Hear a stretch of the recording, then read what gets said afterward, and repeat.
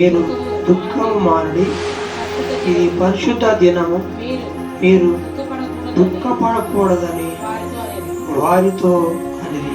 మీరు దుఃఖపడద్దండి, ఎందుకంటే ఇది యెహోవా ఏర్పాటు చేసిన దినము, ఇది పరిశుద్ధమైన దినము కాబట్టి కనీసం ఈ రోజైనా మీరు సంతోషంగా ఉండండి, ఈ రోజైనా మీరు విచారం మానండి, ఈ రోజైనా దేవుని సన్నిధానములో సంతోషంగా గడపండి అంటున్నాడు.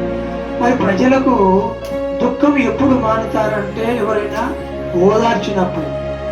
దుఃఖము ఎవరైనా మానుతారంటే చిన్నపిల్లవాడికి ఏదైనా దుఃఖపడుతున్నప్పుడు వాడికి ఏదైనా ఇస్తేనే వాడు మానుకుంటాడు. ఒక చాక్లెట్ కానీ ఒక బిస్కెట్ కానీ ఇచ్చినప్పుడు ఆ పిల్లవాడు దుఃఖము మాని ఏడుపులు మాని సంతోషపడతాడు, వెంటనే కళ్ళ నీళ్ళు తుడుచుకొని సంతోషపడతాడు. దుఃఖం మానుకోవాలంటే ఏదైనా ఇవ్వాలి వానికి. అలాగే ఇక్కడ నెహెమ్యా గారు ఏం చెప్తారంటే, వాళ్ళు ఈ రోజు ఏదో ఒక సహాయం మనం చేయాలి ఇతరులు.